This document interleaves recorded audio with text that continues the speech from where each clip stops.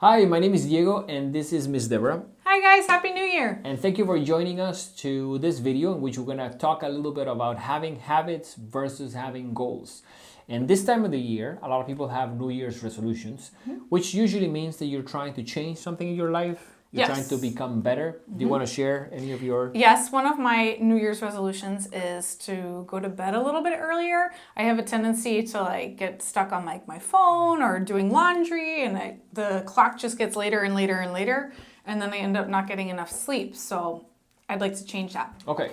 And for example, one of my goals is to have a cleaner car this year. We do a lot of events, and usually a couple of days after an event, I really can see how there's a lot of stuff in my car that I should probably take out.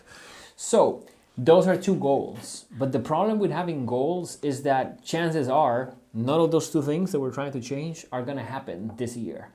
Unless you think of them into what habit can actually render them as a result. Now, what is the difference between a habit and a goal? Mainly in the habit, you want to put a time, a place, a moment that you're going to be doing that, and try to be accountable to do it. So, for example, for me, and I'm trying to do this with my car, probably every second Friday of the month, I would like to clean my car. Probably in the morning, because that's the time that will probably work the best. And I'm going to try to do that, of course, at home. So what would be for you to transform that into a habit? I need to set a certain time. So let's say at 9:30 p.m., whatever it is that I'm working on, I stop. Whatever, if I'm on my phone, I stop looking at that or reading that or folding that laundry. Whatever's not done waits for the next day. And I start kind of focusing on slowing down and enjoying some quiet time before bed. Yes, it is really, really important. And we're trying to bring this into the music side of things and into the life of our students. That when we're talking about practicing, we see a lot with our students. I would say most students want to practice more. I would say most students actually want to see more results. Absolutely, yeah. But at the same time, they have no framework because the goal of I want to practice more. So abstract, it's right? It's so loose that not measurable. It's very hard for that to become a reality. Today, I was talking to a couple of students because I knew we were going to do this video. And I was saying to them, okay, what day can you practice and for how long is it feasible in the amounts in the week? And one of the students said, I think I can practice Tuesdays and Wednesdays at 4:30 when I get home.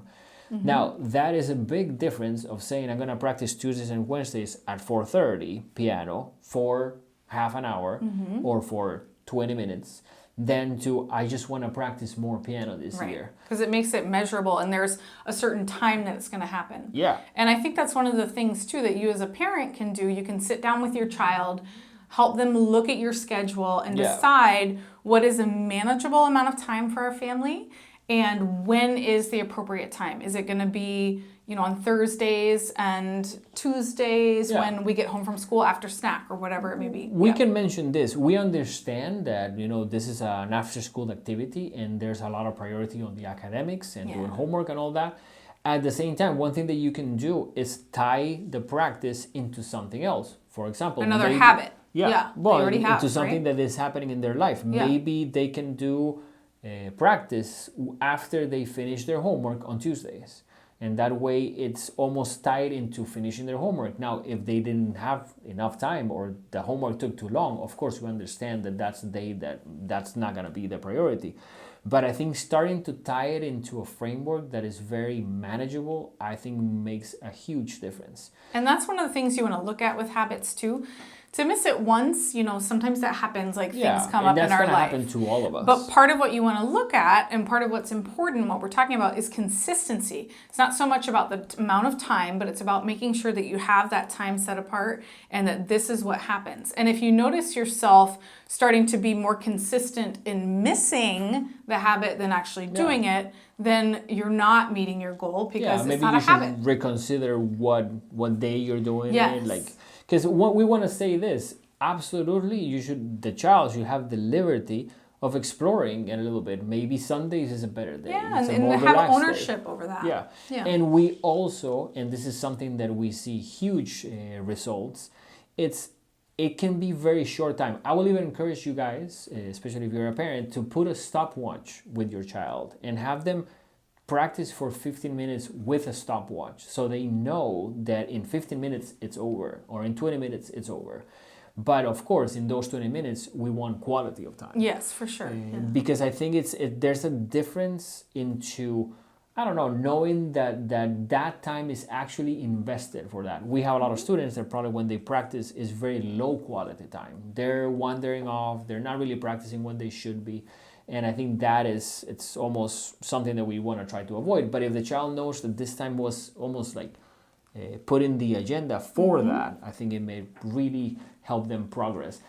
And you can find a way to track that, too, as a family. We've been talking about, as a business, creating a kind of a practice chart that you could put something on there, a little star or something to celebrate. And something that we can even see as teachers, and maybe even offer some type of rewards when they actually are meeting the goal that they're supposed to be doing. And the greatest reward, the child is going to feel, the success of excelling in their instrument or in their voice class or whatever they're studying, because with that habit is going to become growth. And that's the really, really cool part of it. Yeah, of course.